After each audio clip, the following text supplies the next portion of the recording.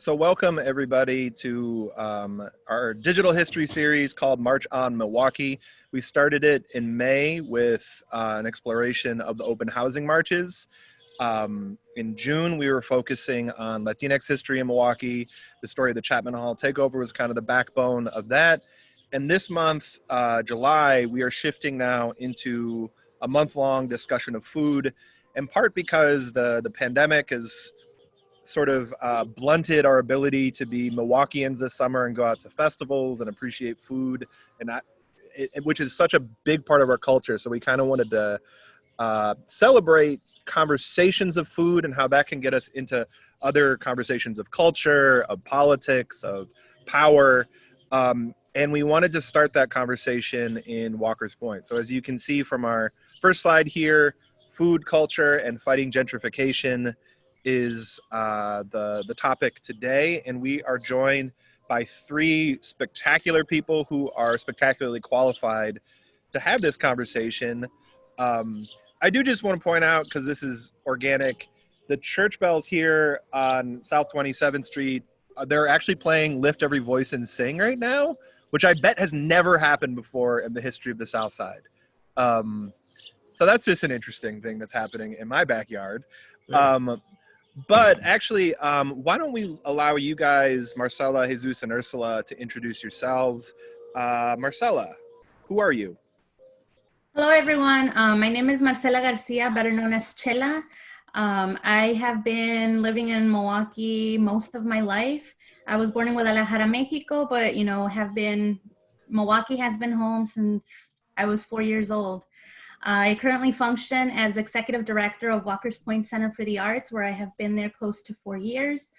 I'm just very excited to be part of a conversation that really looks at, the intersections of culture, food, as well as, tough topics that have to do with, the state of our society, and just the different topics like gentrification, how that impacts the work that we do and the spaces that we occupy. So excited to be here with you all today.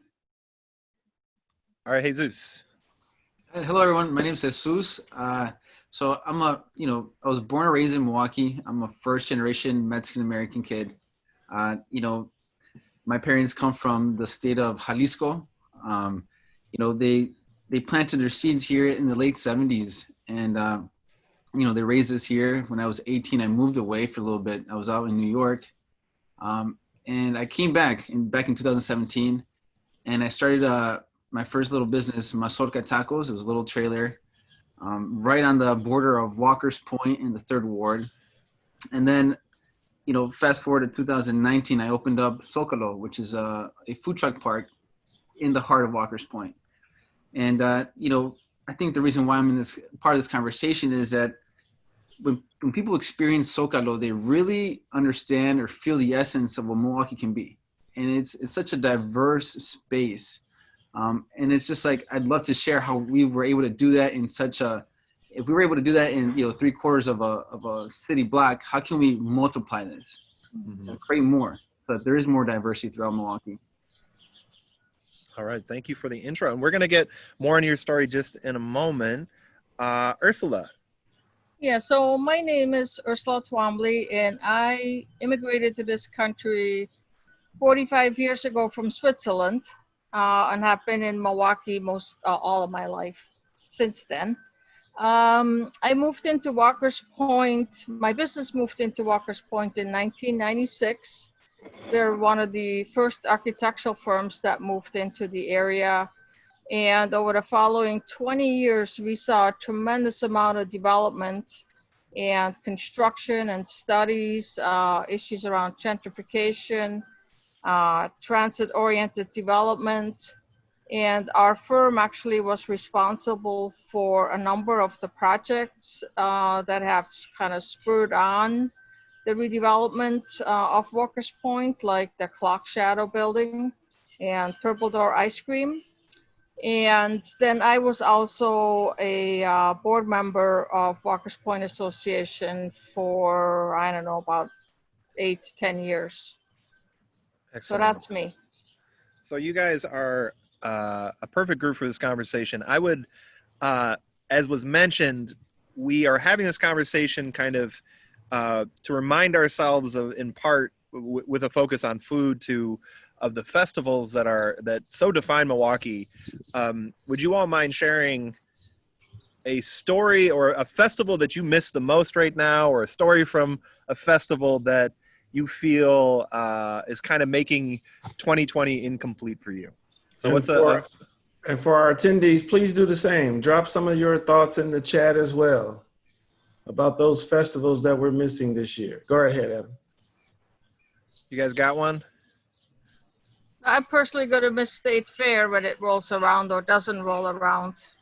I mean, I just like the whole atmosphere out there. So, as well as the cream puffs and the sausages and the corn. So that's the one I'm going to miss. For me, this is Chela. The one that I really, really miss is Indian Summer. I think it was one of the first festivals that my parents let me go with a group of friends. So it has, fun memories of just, youth and exploring the city, and especially learning more about the native cultures that, have been in this land that we now occupy, and just learning more about that. Obviously, the food is delicious there. It reminds me of the first time that I had a, Indian taco back in Allenfield Elementary School. There was one teacher that when we had a cultural fest in the gym, him and his wife would make Indian tacos. And to me, that was like a very amazing way to connect. Something that was very familiar, with my Mexican background of taco, but really looking at ways, it's not later on that you learn about how that ended up being a staple, but that's another conversation. So that's what I miss, summer, Indian summer. For sure. I'm definitely gonna miss Mexican Fiesta. Growing up, my mother put my siblings and I in folkloric dance groups. So, Mexican Fiesta was always that festival that we perform every day. Then, as I got older, my first job was at Mexican Fiesta working for El Rey. I was working in the bakery department, and then I moved over to like the restaurant. So there's a lot of, there's a lot of nostalgia behind Mexican Fiesta. And I don't know, I feel like recently when I attend, you can really feel like the presence of our, Latino community in Milwaukee, and the magnitude of them, and just feeling that energy all in one spot. I think it's pretty powerful. So sure. I guess that's what I'm gonna miss. And to our attendees, please drop in the chat some of the festivals that you're missing out on this summer, given our current state of affairs. Adam, I'm going to cheat and say that I missed the entire vibe of the summer that the festivals create across the city. One of the things that I brag about living here in Milwaukee, and what I had no idea was the case before moving here, was, the absolute energy and richness of the festivals collectively. When I first moved here, at any given point, I could be driving around the city and bump into a festival that I didn't know was happening. Yeah. And that was always really cool. And then over the years, it's just been an awesome experience to know that at any given time, moment, week, day, I might bump into a festival, and you hear fireworks all summer long, every day. You could experience the cultural complexities of the city in very celebratory form and celebratory fashion.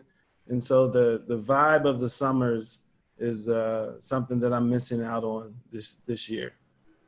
I miss old school folk fair, and like when it was downtown. We used to, go on school trips to folk fair, and like, not that it's, I don't know, like the dance performances, the marketplace, that little passport you'd have and go around. When I got into high school, I volunteered. My mom was very involved in the organization of Chinese Americans in Milwaukee, so I volunteered at the Chinese booth. And I remember, so I would work, selling at the booth. And every other booth that was selling like really hardcore cultural stuff, at the Chinese booth, we just sold anything made in China. So it was a lot of like plastic. There were some like cultural Chinese things too, but it was like bouncy balls and like, it was just like, and like toy laser guns and stuff. And I was like, I don't know. I felt proud to be part of that for sure. But And, you know, obviously, we missed out on Juneteenth in terms of its the more traditional approach that the Juneteenth celebration has had here in Milwaukee. But in a very interesting way, we learned a lot more about and experienced even more about the history and richness of Juneteenth this year because of the moment. And so there's been a huge raising of the community's cultural IQ as it relates to Juneteenth in particular. And folks are dropping some pretty cool ones in. Bastille Days. We've got just all the summer Festival concerts. of Art. We appreciate the attendees giving us the specific Street Fest, RW 24, River West 24. I got it, Tanya. Thank you. What's up, Tanya? River West 24. So yeah, keep dropping those into the chat, folks. Ciclovia is one. All right, let's move forward. Cool. This is our menu for today. We're gonna talk a little definitions. We're gonna get a little bit more into Jesus's story and the story of Mazorca and Zocalo, and then we'll have a conversation about Walker's Point in general, a kind of a historical conversation, and open up for Q&A. I think that's a point Rob's already made, but if you are either on Facebook or you're in the Zoom right now, you can make a comment at any point, and we will, or a question. This doesn't need to be Q&A just at the end. In fact, we've got some from Facebook, Adam. Washington Park Wednesdays, the Band Shell, Skyline Music Series in Cadiz Park, one of the great skyline views in the city there at Cadiz Park. So we appreciate you folks from Facebook jumping in as well. All right, let's go to the next slide, Keisha. So we want to just offer some definitions in this conversation, which was, titled Food Culture and Fighting Gentrification. Some of these definitions here, I'm not going to read them all for you, but you can take a look. I mean, these are a lot about migration, about immigration, about who's external and internal to a neighborhood. The idea of neighborhood culture and gentrification all fit together. I would just offer a really quick definition of gentrification as being connected to extractive development. The idea of gentrification being that the folks who are in a neighborhood while it's being invested in, that the profits essentially of those investments are being taken out from the neighborhood as opposed to being put into the neighborhood. There's also, I think, associated with gentrification a lot of times, the idea of displacement. So folks who live in a place, when investment comes, can no longer afford to live there. Property tax rises, are literally sometimes the structures that they live in are destroyed to make way for new ones. So I think those are some of the core ideas around gentrification that we'll be talking about today, and kind of the elements of power within them. It so really Keisha, gets us into the heart of the tension between gentrification and urban development and planning, right? For sure. Absolutely. Because I think that's a point I want to emphasize too, is that investment in a neighborhood does not necessarily mean gentrification is going to happen. And I think actually all the folks today who have joined us are examples of that. So let's move to the next slide.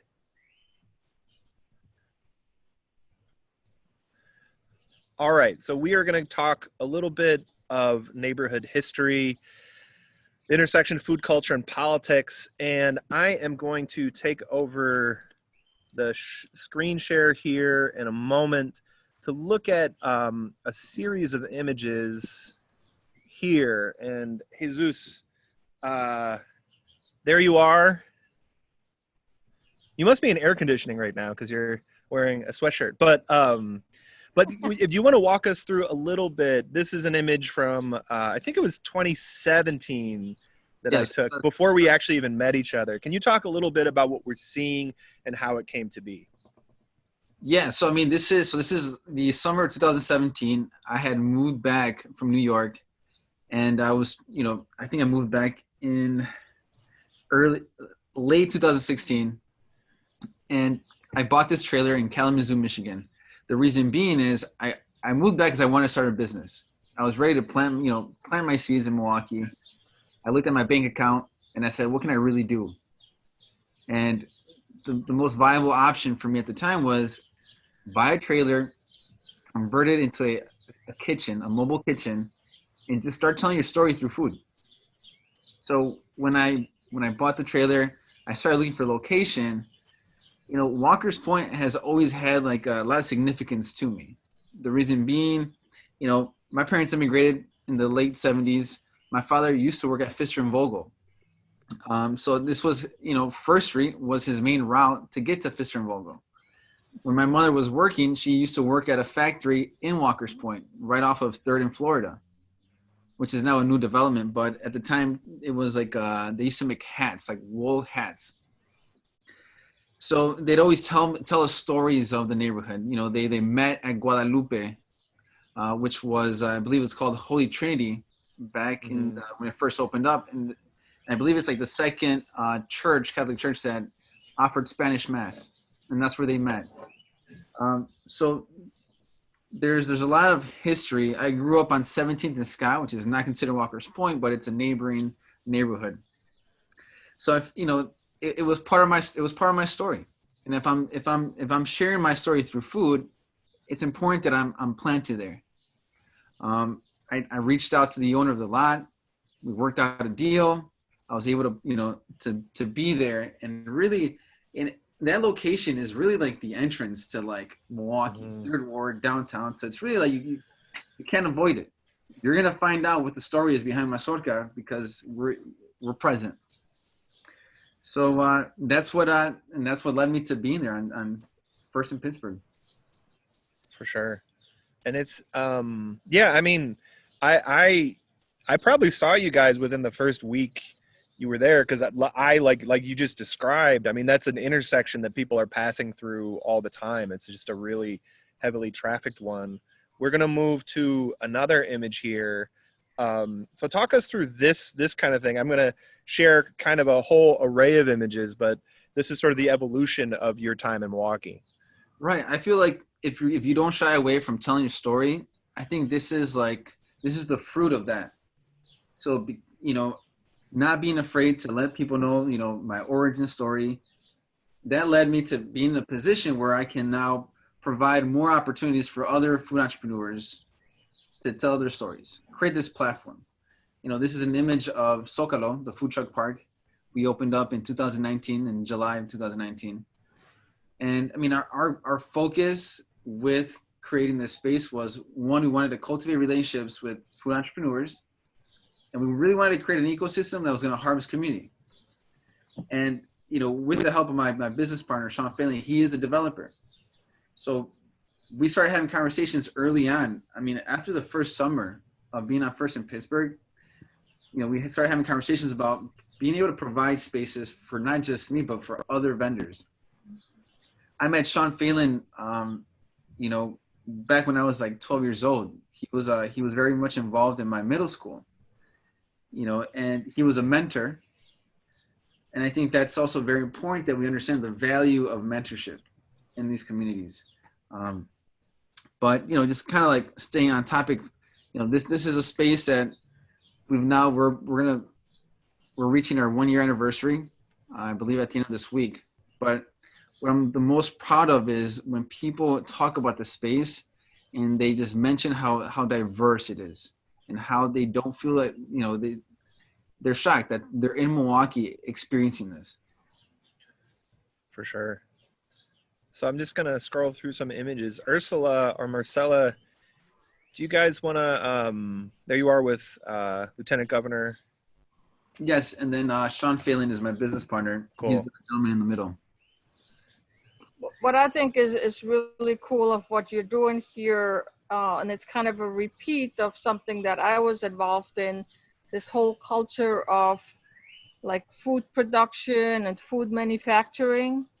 It was kind of early 2000 when we started to work on the whole clock shadow development. And, many of you probably know Julie Kaufman, she bought that lot for like $1 a number of years ago prior to that because it was contaminated. And her vision was to create a community-focused facility that would really be radically sustainable in more than just the typical sustainable ways of thinking in terms of energy.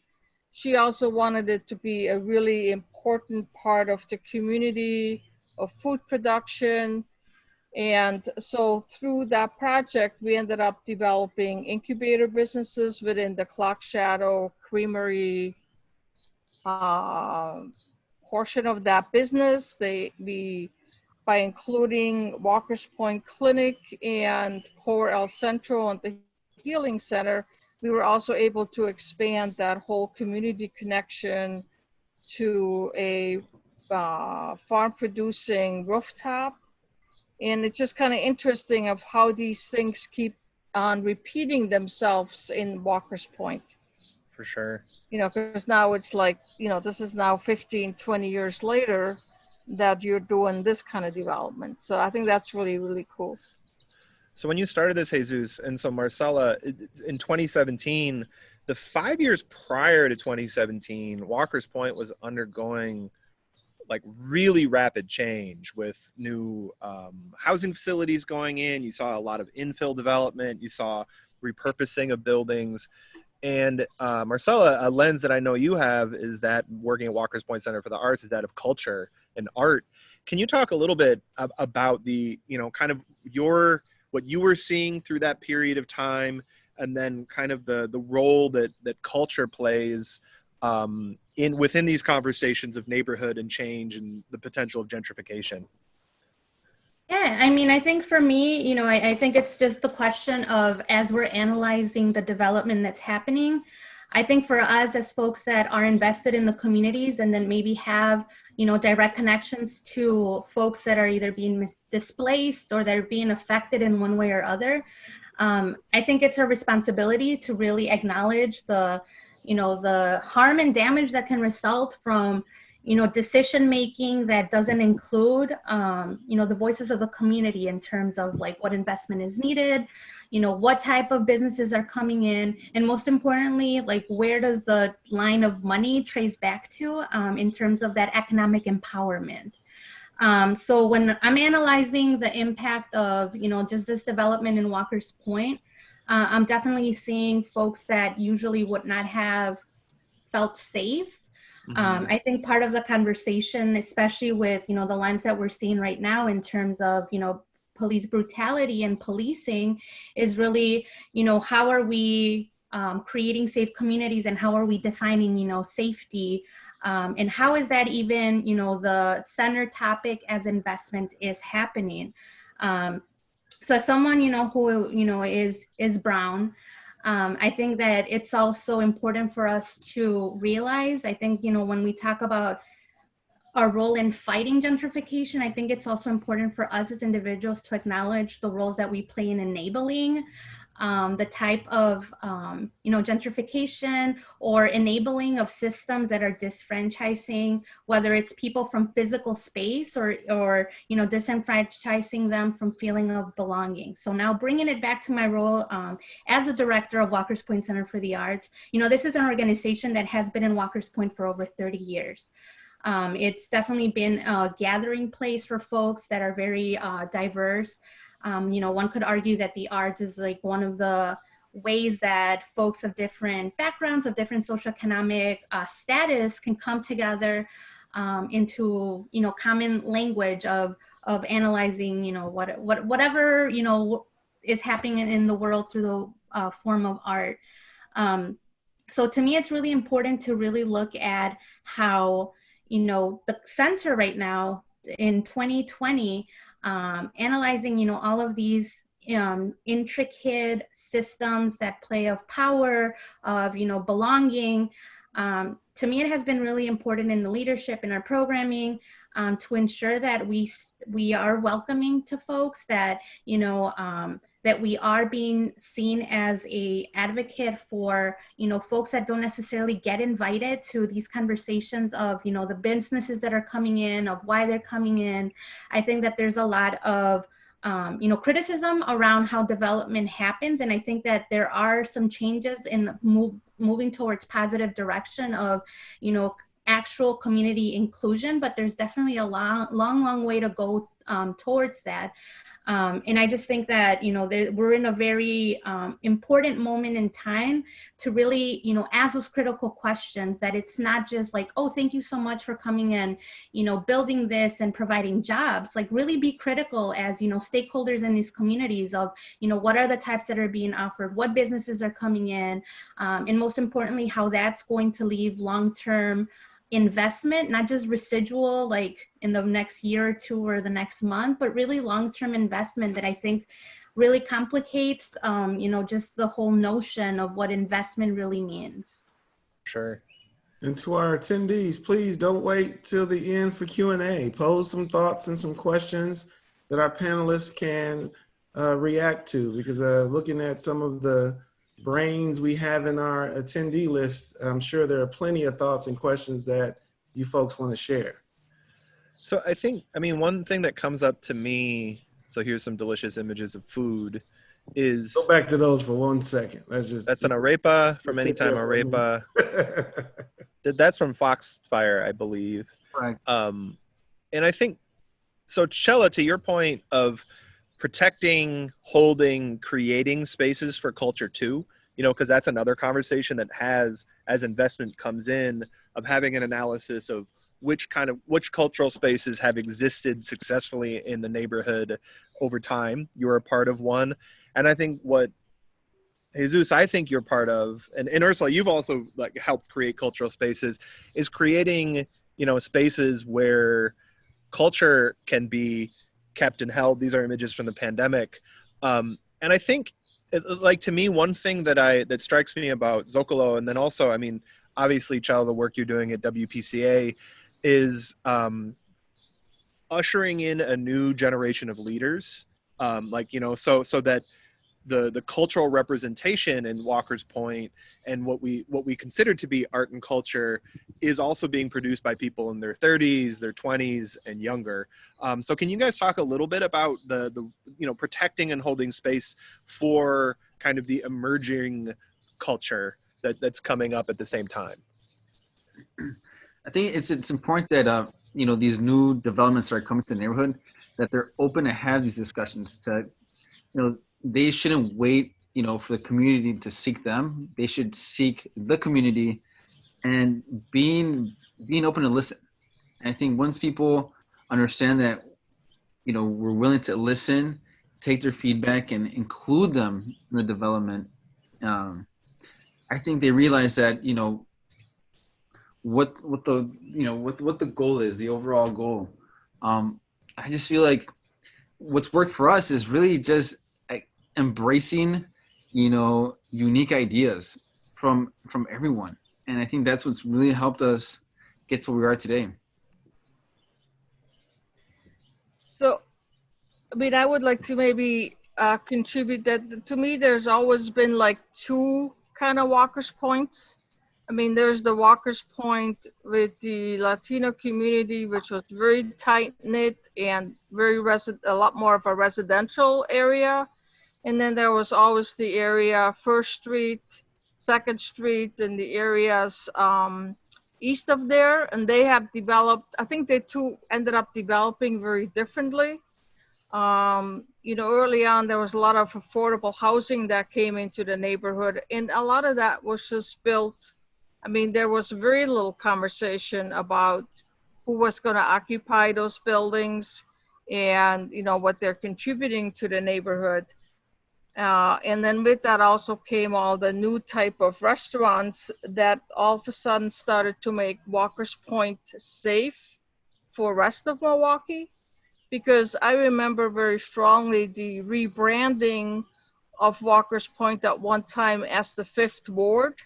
I know how many of you still remember that, but that was a very deliberate ploy by developers at the north end of Walker's Point to kind of pull that area apart from the quote unquote bad parts of Walker's Point.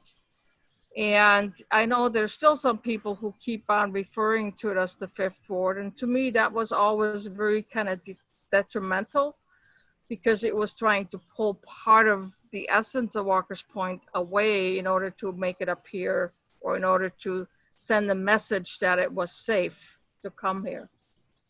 And I think over the last 15 years, that has kind of gone away, and that is no longer a big concern of people going to Walker's Point. You know, because we're going to be obviously wanting our young people in the classroom to experience our conversation, can you all give us some boundaries, some geographical boundaries for Walker's Point? So the way that we as an association used to describe it was the river on the north, the lake on the east, Greenfieldish Avenue on the south, and then I-40, whatever that freeway is called, on the west. Right. Chella, I know you're having some thoughts. I can tell from seeing you. What do you got? What are you thinking about? No, I mean, I think that, Ursula, you bring up a really good point, and I'm just thinking of the loadedness of when we look at, just how divisive, development has been. We need to analyze just like how development also, interrupted the sense of community. We look at, the highway that was built and the ramifications that had, with the displacement. We look at, the development of the UCC as this like anchor organization in that area. And just kind of like what that meant for the folks as, new buildings are arising, just like the sacrifice that other folks had to make, most likely unwillingly most of the time.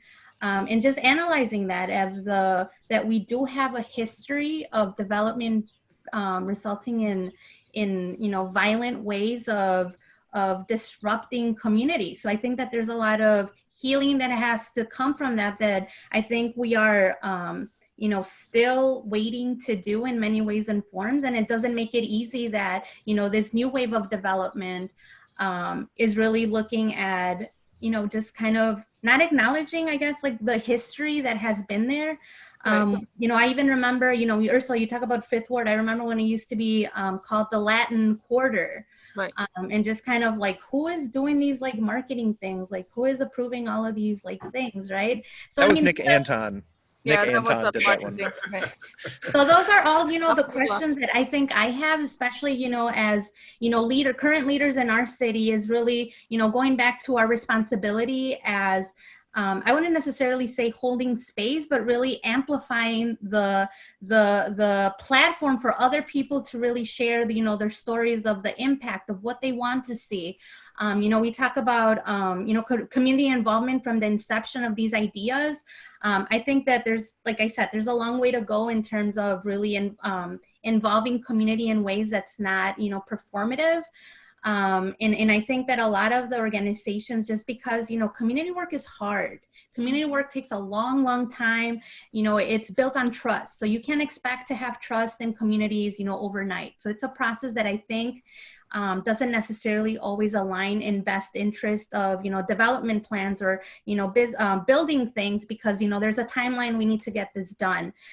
So just recently I've been thinking just a lot about, the urgency behind things, and just, inviting my peers to just be very critical as to, how we're moving, why we're moving, and then who is moving things for us. We have a related question, Marcella, that I want to pose here from one of the folks on Facebook. And I certainly want all of our panelists to offer some thoughts. The question is, what advice can you give neighborhood tourists, in quotes, to also be neighborly? How do folks experience culture and space in appropriate ways? I guess without too much appropriation. Huh? I mean, I think that starts from, individual work. I think it's really, being, knowledgeable of the self in terms of, your intent going into spaces. I think that when we talk about the role of, extraction practices, I think it really begins with, a way of perceiving. So, just acknowledging that way of how you're approaching the work, kind of checking what that is, like if there's an opportunity for, education, to seek that out, just the way that that can be applied, I think is a way that starts from within. So I think that's step number one. Step number two, I think it's really, it goes back to that sense of, community, and we can probably spend a whole other time frame really analyzing what community means and who is an insider, outsider, or whatever. But I think that it's important, to have people come and experience, the spaces that, have resulted from the sweat, blood, and tears of, just folks that want to be able to make a living and, use that as an opportunity to put cultural pride at the forefront. I think that it's realizing that has been a history that, this is not something new in terms of having successful businesses. There's various examples of family-owned businesses that have been here for a long time. And then just, knowing the history, I think most importantly, of the neighborhood or, area that you're going into is really important.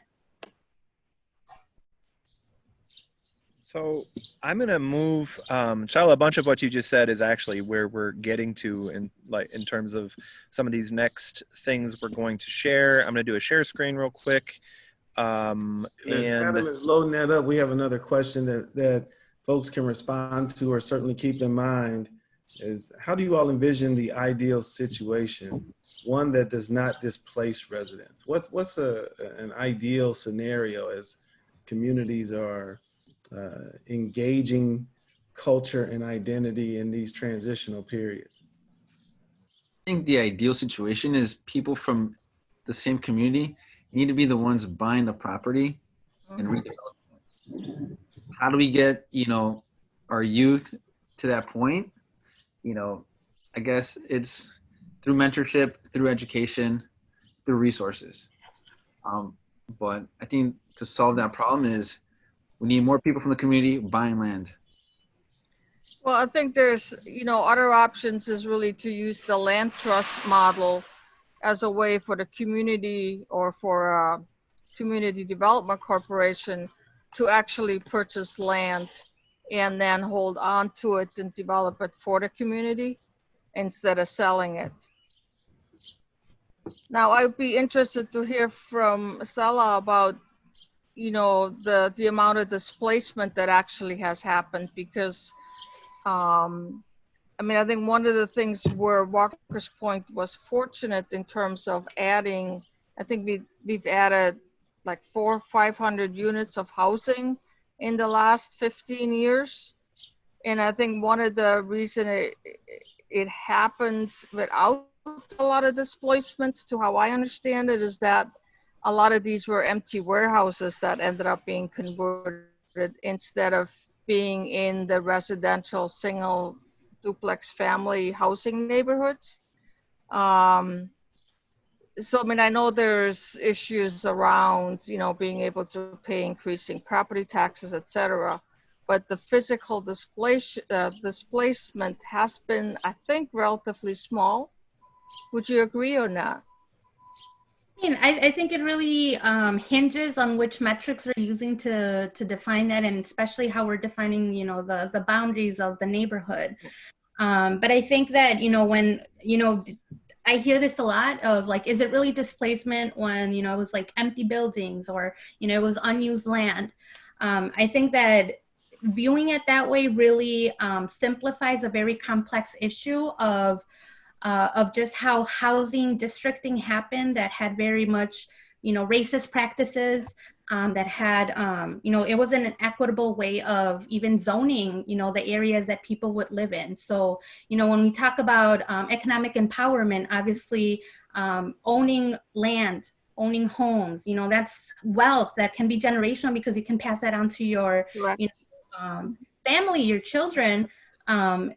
the fact is that we haven't created the conditions for that to happen, specifically, in the families that have been, in the Walker's Point neighborhood.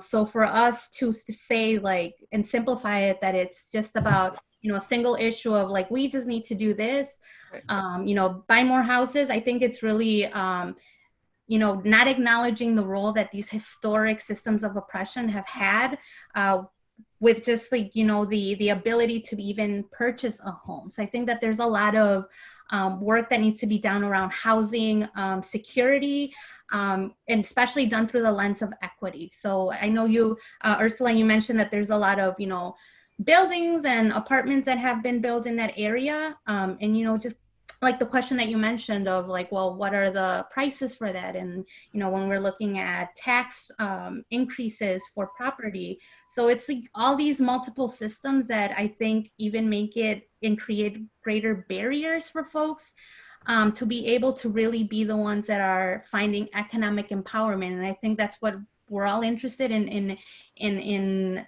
finding for folks, in the neighborhood. I just want to get into real quick these images. So Marcella, this is a little bit of the history of the systems you're talking about. When the first Mexican families came, the first large influx of Mexican families came to Milwaukee in about 1922, 1923, so almost 100 years ago. They were recruited by the Pfister and Vogel Tannery, Jesus, where you mentioned your father worked. This is after World War I, when the Pfister and Vogel and other tanneries in Milwaukee had a windfall from all the boots they were producing, all the military goods they were making. And Pfister and Vogel made a ton of money, yet did not improve labor conditions, pay, safety for their workers. These were predominantly Eastern European, Central European guys. They went on strike. Pfister and Vogel said, if you guys don't want a job, we'll go find someone who does. They recruited guys coming up from Mexico looking for work, probably from places very similar to Wisconsin in Mexico, right? So folks from the Central Highlands of Mexico, they came up here to work at Pfister and Vogel, but they were never told that they were scabs. So the fact that they were breaking a strike line was a surprise to them when they arrived. So talk about sowing the seeds of racial division. And if you with a little analysis, those Eastern European guys, I'm sure there was a racial component to it, but a lot of that, I mean, they wouldn't like anyone who broke the strike line. Pfister and Vogel really orchestrated a kind of like racial discord when you have the first Mexican guys stepping foot in the Walker's Point neighborhood. They're already hated by residents there, and that was really orchestrated by those industrialists.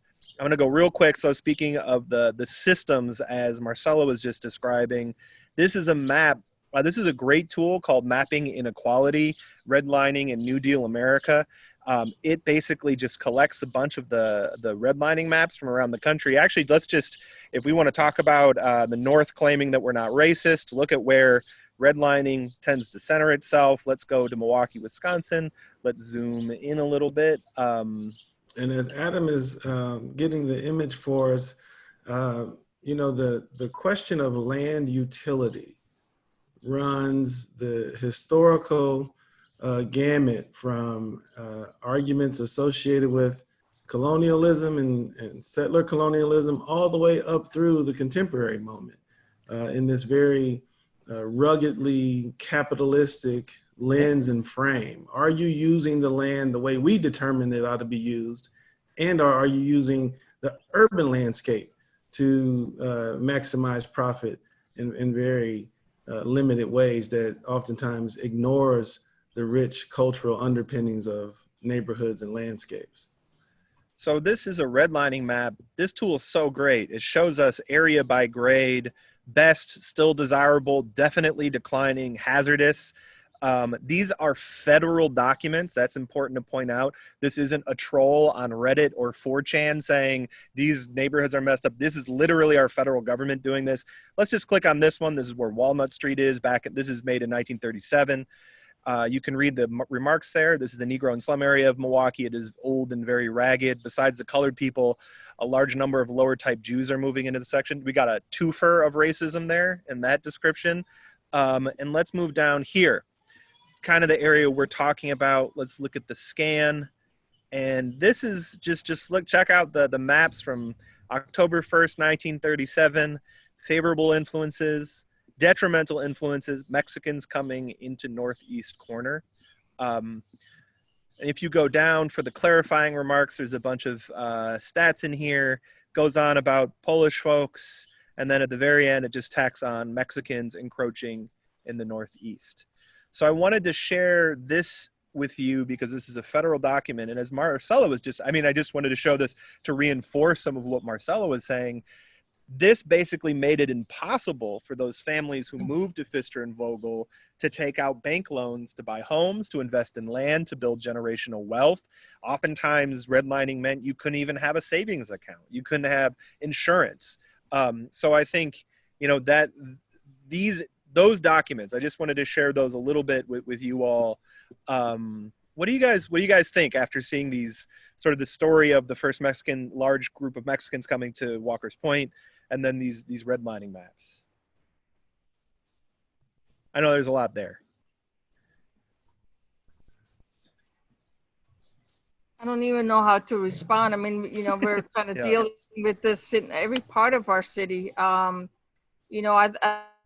think it certainly shows the history, but I think what is probably more important is what do we do going forward? And I know in Walker's Point, the last big study that was done was the transit-oriented development study, which completed in 2018 or 19. So it's pretty recent. And I'm just kind of curious of, Marcella, of how you feel about that study and the respective inclusiveness, how that development team went around or about creating those plans, and how the community feels about some of those development strategies. Because that is a life document that's in force, that will kind of shape the next 10 years. Right. I think, it goes back to, the idea of, just like the interconnectedness of a lot of the issues. When we talk about housing issues, when we talk about, issues of, building generational wealth, transportation is a big thing that we deal as a city. So I know that, the zip code where Walker's Point neighborhood is, has a very high ridership percentage that use public transit systems. So just looking at, what that looks like. We have the getting ready for the little train thing that's coming in sometime. Streetcar. The streetcar. And just, just those questions. I just keep going back to the questions of like our role as really being critical. There are studies that have been done, take a look at that. I think I always take those with a grain of salt, because obviously, any study is not perfect. So, just take that information, analyze it, take a look at, the history of the folks that, how they're engaging with community that are leading these studies, kind of how those are communicated, and most importantly, how that information has been made available to, the broader community. I think those are the things that I look at the most. And the last images I'll share with you all is almost like a parable on what Marcella was just describing, which is just a little background here. This is the building on North Avenue, right on I-43, that later became, in 1984, this mural. I wanted to show this because I actually like this mural a lot, but that was the mural before Reynaldo Hernandez painted one of his first major murals in Milwaukee. He's painted since then over 100 murals in Milwaukee and around the country. So Reynaldo's in the coat here in the middle. In 1993, he painted this mural. He was commissioned by Richard Houlihan of the Esperanza Unida, and really his motivation, what they said, was paint a mural representing the diversity, the hopes, the aspirations, the challenges of the South Side. This is what he came up with. I would say definitely the most recognizable mural in the city. It was damaged it was painted in 1993, or created in 1993, damaged in 1999 and restored. And then this happened. So the image that you saw right here of Reynaldo, this was in the beginning of March of 2016. This was the end of the month, 2016. So the group that bought this building to redevelop it into apartments had struck a deal with DCD, Department of City Development, and Reynaldo to restore the mural, but they also needed to punch some windows in it. So Reynaldo was actually contracted to do this restoration, but they never informed anyone in the neighborhood or Reynaldo of the timeline. So this is to your point, Marcela, of how you do and don't build trust. Someone posted this on Facebook. I think it literally got shared about 100,000 times because folks are really worried. You know, the resounding comment people saying, what are they doing to our mural? And I think that kind of cuts into where people were. I actually called Reynaldo that day to say, hey, Reynaldo, what's going on? And he said, you know, they contracted me to restore it and I'm excited to do it, but they never told me the timeline of when they'd be taking it down. So I think this real estate company or these developers, they did eventually restore it. And it is, I would say, like, it looks good. But I think it just speaks to sort of the tension, the anxieties folks were feeling in the community. You guys want to share a little bit? I mean, that almost seems like a parable to describe a lot of what was being discussed here, but this actually all happened in the span of a couple weeks in April 2016.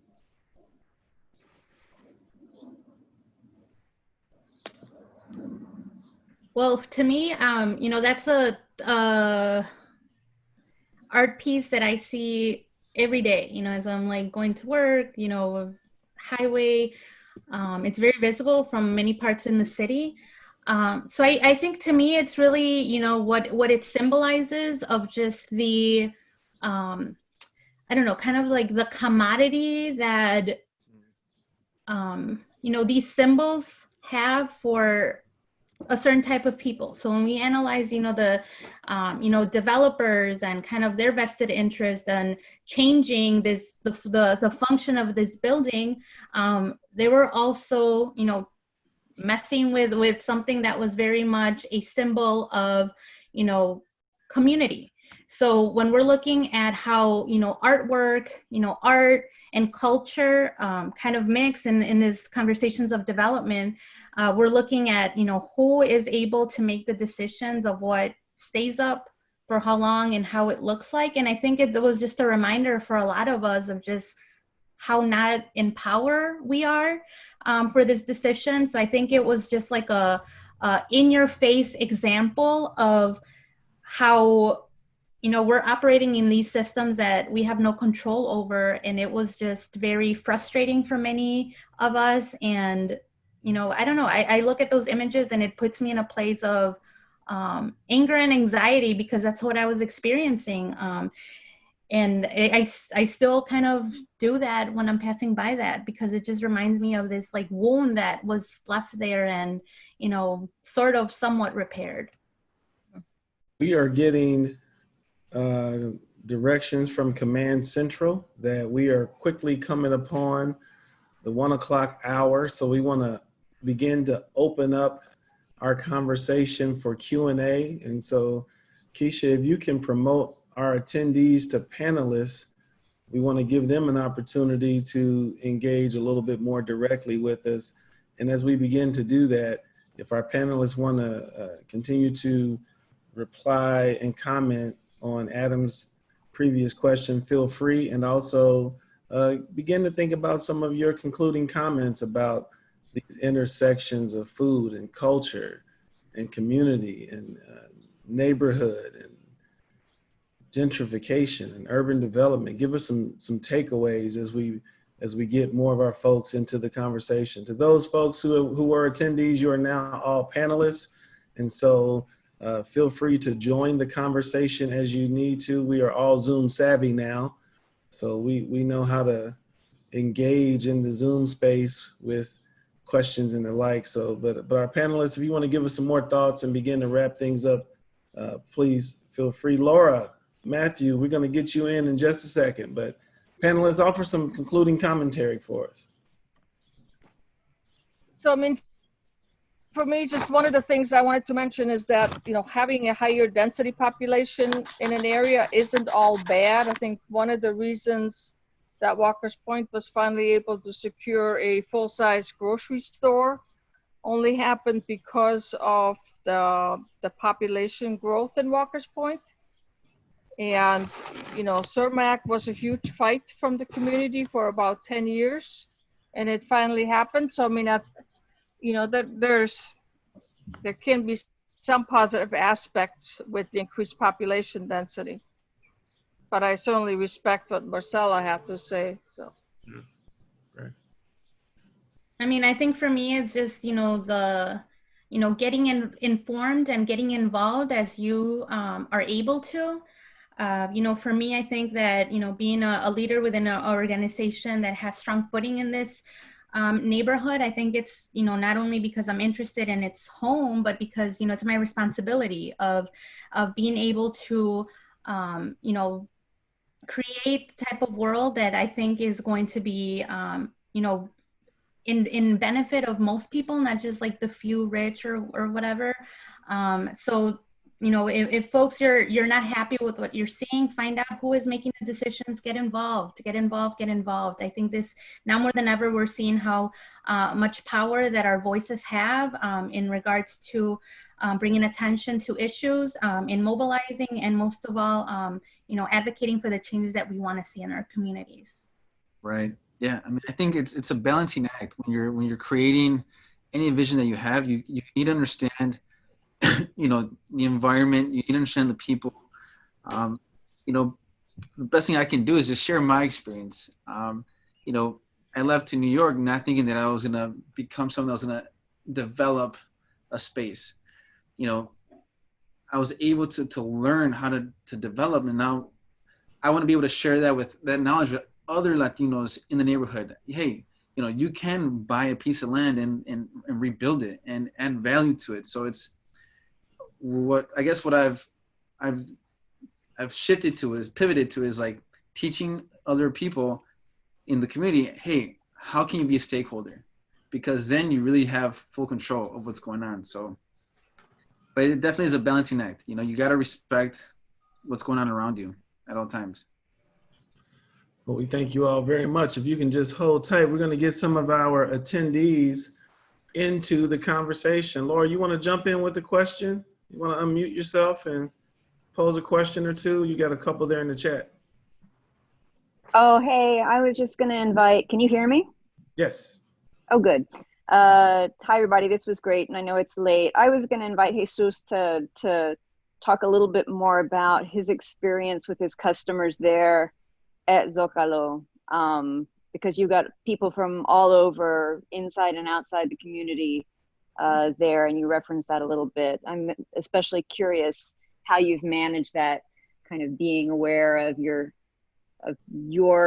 position in the community and how the communities responded. Do they see it mostly as a place for tourists like me from the east side to come in, or, and they're happy to have the investment coming in and the revenue coming into the community, but they don't really see it as a place where they would go? Or do you find it something else going on? Yeah, I mean,